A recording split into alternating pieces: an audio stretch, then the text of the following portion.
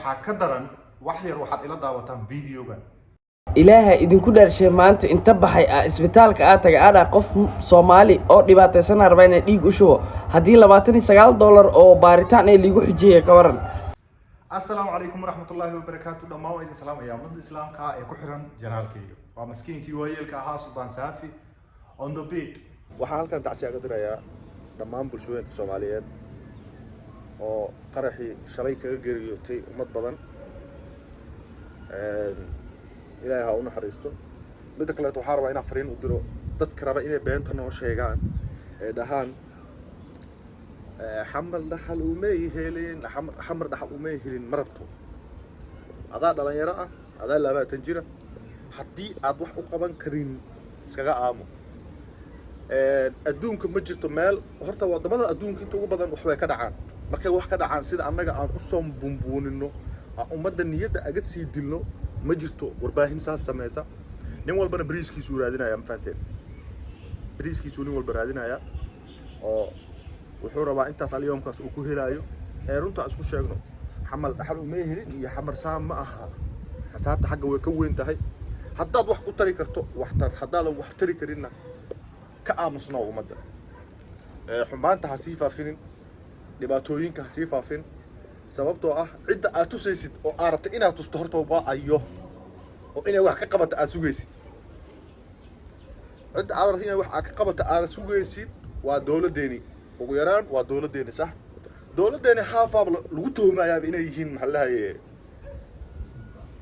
sida kale ma fahanteen haaf baa waxa lagu tuhmayaa oo maalin walba aad maxallahaye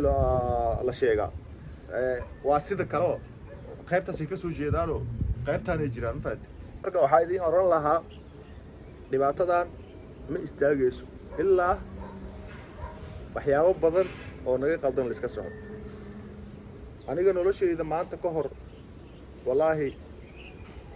waxaa la yaabi jiray dhalinyarada tahriibaysa ee tahriibka aadaysa oo baxaysa naftooda khatarta gelinayso waa la yaabi jiray laakiin maanta iyo wixii ka dambeeya lagama yaabo inaan la yaabo sababtoo ah adeer naftaada meesha kugu badbaadaysa aad hadda ha lagu kala tago wadan ma haysano dhul waa haysanaa laakiin dad wadan haysan kara ma nihin sida caadiga ah. xanuun badanna waan dareemaynaa sababtoo ah dad mar hore ismaral noqdaan adinka waxa kaliya aad arkaysaan inta markaas dhimanayso laakiin inta mar hore qalbiyadooda dhimatay fiiro qofku wuxuu ka noolaadaa horta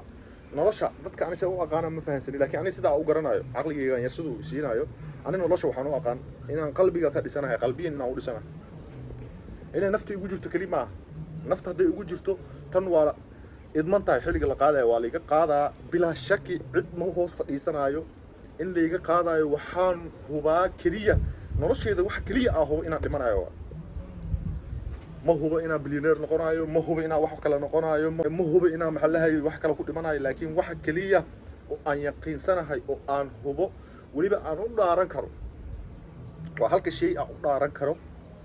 nafteeda ahaan inaan dhimanayo yooma min al-ayaam maalin maalmaha kamid inaan dhimanayo waa midaas laakiin haddaad dhimanayso xaqa ku dhimo mala yacni iyo intay ka dhacday iyo aan fucking landera tahay ummadaada la halaagay badbaadso. maanta dadka hadda ugu yaraan TikTok-ga ugu yaraan waa meesha ugu yar oo hadda dhalinyarada ay ku fasahaadaan oo beenta niyadda maxalay naftooda ay kaga dhaadhiciyaan looga dhaadhiciyo waa TikTok-ga kaliya dadkii dhahaya am fucking landera am fucking hebelo meeshaan ay tusaan waa meeshaan ay takan waa deegaankaas anaa iskala deegaankan anaa leh warniyo how xiniya haddaad leedahay oo wax aad haysato ama wax aad leedahay adeer intaad meel kaamirad soo furato meel ma soo fadhiseen dad kaamirad soo furato oo meel soo fadhiisato am fucking landera am fucking hebelo alyoomkaaga ka raadinaysaa kowda ummadaas dhammaanayso landera tahay adeerada ayaa ku jiro oo tolka ayaa ku jiro oo maalin walba aad tiraahdo ana hore hebel aad tiraahdo ku jireen war bal wax maxallahay meedkooda kala aruurso حتى ويران ما أود إنها تقادد ميت كيسة ma awoodid inaad meedkiisa qaado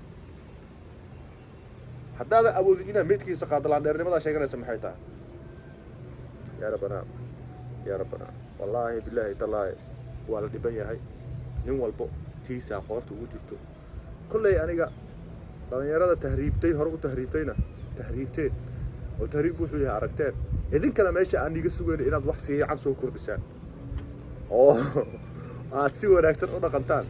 idinkana hunguri baa xaggaas nii fadhiistay halkaas hunguriyaa nii fadhiistay idinkiyaa waxaa isku haysataan ree hebel iyo ree hebel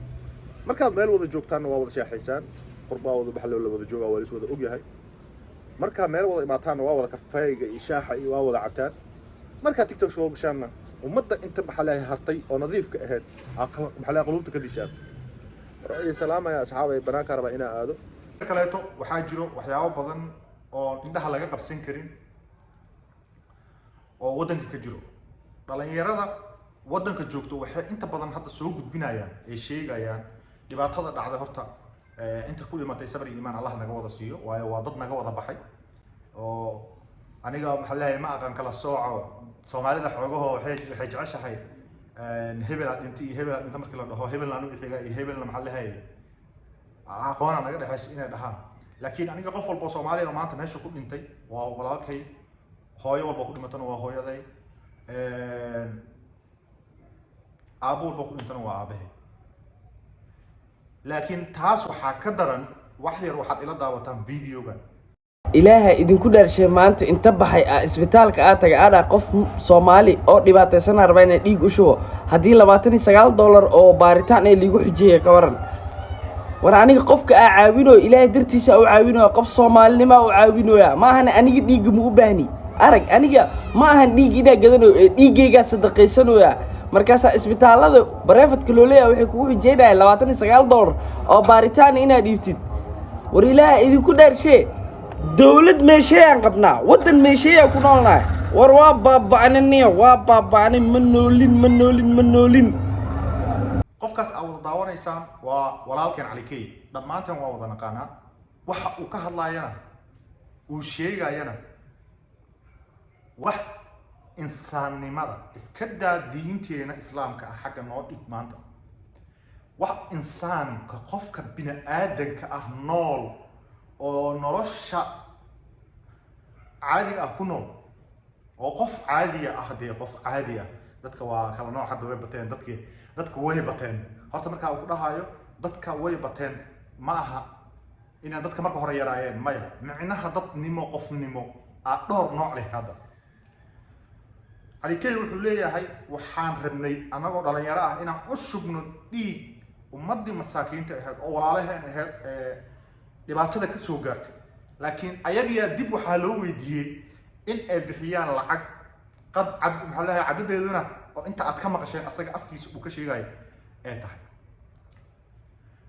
Cali Kay ma aha qof aan ku baranay sida ciyaalkii oo kale inuu meelaha ka soo qalqayliyo oo waa iska qof dhalinyaro ah wadankii jooga oo dhibaatooyin badan iyo wax walba soo arkay u taagnaa anagana waxaan nahay sidoo kaleeto sababtoo ah wadanka waxaan ka maqanahay hadda aniga ka maqanahay iska wax yara sanad iyo wax la xisaabin kara ma aha waan aqaanaa oo wadankeygii dhib walba ka jirin waa ognahay okay video kale tag ila daawo adigu waxaan arkayaa hooyo umula waxaan arkayaa ilmo saqiira oo dhiig u baahan waxaa lagu xujeenayaa lacagtii dhiigga ugu shubi lahaa waxaa lagu xujeenayaa qofka kuu shubi lahaa ma haysataa dhiigga qofkuu shubaa ma haysataa la leeyahay marka maxaa awoodnaa ani dhalinyaraanahay haddaan u shubo qof kaleu dhiig uga baahayaa qof kale isbitaal ku jiro dad waxaa jira isbitaalada ku jira waraalaha door haddaad ka aruurisid ama raashin kana walaalkeen waa taqaanaa si fiican u taqaanaa ninkan waa nin wadanka waxyaabo badan ku soo kordhiyo bilicda wadanka ka shaqeeyo ilaahay hanoo dhowraasnaa waa dadka isdhihi karno ku dayashay mudan yihiin asagana wuxuu leeyahay waxa ka ilmeysiinayo uu la oonayana waa hooyo Soomaaliyeed walaal Soomaaliyeed oo ugu talagalay inuu deeq u ahaan u baxsado dhiiggiisa maadaama dadka maanta ay wax isdaaminba in asaga dib loo weydiiyo lacag isbitaalada waxaan been dhihi karna ma aha horena waa usoo aragnay anigaygaan kula hadlayo hore waa usoo arkay laakiin easy way aniga macnaha markaas waxaan ka soo qaaday inaan aniga rabo inaan wax sadaqaysto haddii aan bixiyo lacagta sadaqadeedana iyo gudbooda maxaa lahay ilaahay igu waafajinayo laakiin dhaqaalaha hadda la sheegayo wax ka yar ayay ahayd waxaa soo arkay wax ka yar ayuu ahaa okay dad ka mid ah mas-uuliyiinta soomaalida sida ay u dhaqmayaan ama su-aalaha ay leeyihiin wax caqliga galaya maaha ay leeyihiin horaan usoo wada aragnay haddaa is leedihiin ayagana maxaa lahay dadka oo dhanna been bay wada sheegayaan been maaha dhalinyarada maanta waxa ka qaylisiinayo nin walba wuxuu jecel yahay inuu wadankiisa ku noolaado meel baa hadda ku noolahay marka aniga iyo qof wadankan iska leh ay waxna kala dhex maraan halka erey la dhahayo wadankan waa wadan hebel macnaha ujeedadeeda ma aha in oo ay xun yihiin laakiin qofka kaliya ereyga ugu horeeya uu ku dhawaaqayo iyo sharafka ikraamaha uu isla leeyahay waa runtii wadankan waa wadankii macnaha kuma dhahayo wadankan waa Soomaaliya wadankan waa wadan hebel oo kuleeyahay oo ujeedadeeda ay tahay de kani wadankaaga ma aha wadankaaga hadduu ahaan lahaa laguma dhihin wadankan waa wadan hebel sababtoo ah kani waa maxaa lahay uu naga dhexeeyaa hadhow total maxaa lahaa dhihi lahayd adiga okay mas-uuliyiinta qaar waxaan ka codsanaynaa annaga haddaan dhalinyaro nahay waan ku dulmannahay wadankii dhalinyaro haddaan nahay aad baan ugu dulmannahay oo waxaan u baahannahay laba mid in la soo galo noloshayda aniga kuma fikirin wadankayga in aan xataa hal eray aan ka soo hadlo sababta aan soo hadli waayna waxay tahay ma jecli wadankayga waxa dhibka ama xumaanta dhalinyarada sababtoo waxa ku hadlayo af Soomaali laga yaabo dhalinyaro yar in ay yaqaanaan oo ay isleeyihiin ninka oday weyn oo waayeelka ah waxa uu sheegayo waxba ka jiro okay maxaa hadda anagana la gudboon laba baana la gudboon haddaan dhalinyaro nahay keeno qurbaha jiro iyo keeno maxaa la hayo joogo dalkiiba haddaan dhalinyaro nahay labaana la gudboon inaan toos wadankii dhalinyaradoo dhan aga wada baxsano dhahno waxa la rabay in la dilo oo la dhameenayo dhamaanayo waa ubad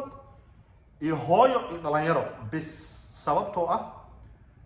furunta islaamay soo dhaafi lahayn haddii labadan waji iska soo horjeeda ay isku baahan yihiin ayaga furunta kaliya islaam soo dhaafi lahayn nin walba difaaciisu ka soo dagaalami lahaa ninka soo xoog bataa wadanka la wareegi lahaa laakiin waxa la dhimanayo oo dhamaanayo waa hooyo waa walaal waa adeer waa eedo iyo waa caruur iyo waa dhalinyarada laba la gudboon inaan qoryaha toos loo wada qaato la galo duurka la isla dhamaado la isla go'o nag la isla baxo iyo in qof walba dhalinyaro ah wadanku iskaga cararo toos uga tago inkastoo qurbaha hadda wax lagu keeni lahayaa raggii noo baxay oo tahriibka maray dhibaatada maray kaliya ay nagu soo siyaadiyeen in reer hebel iyo reer hebel u ciyaaraan laakiin toos ha loo wada waasho toos reer hebel iyo reer hebel ha u wada qasanto bahasha duurka hala wada galo intaas un bay naga tahay igamana ahad wadan naceeb dunida aniga waxaan u jeclahay qofnimadeeda iyo soomaalinimadeeda wallahi dunida waxaan ugu jeclahay aniga shakhsiyadeeda qofnimadeeda iyo soomaalinimadeeda markii laga soo tago ehel iyo hooyo iyo waalid iyo walaal iyo maxaa lahay markii laga soo tago waxa kaliya oo higsiga uu yahay waa qofnimadeeda iyo soomaalinimadeeda laakiin maanta Soomaaliya ah maba sheegan karaba waayo dawlad ma haysto waxa aniga ku tooranahay malaha awood ma u lihi wadanka dhexdiisa hadaad joogtid inaad wax harta ka dhaxdhahdo xorriyatul qowl ma lihid waxa kaliya oo maanta aan sheeganayna waa diin waxaan nahay muslim laakiin muslimnimadii hadday sidaan tahay ummadda gaalowday oo gaalada ah alxaq wasoo noqonayna wax yar wala damaya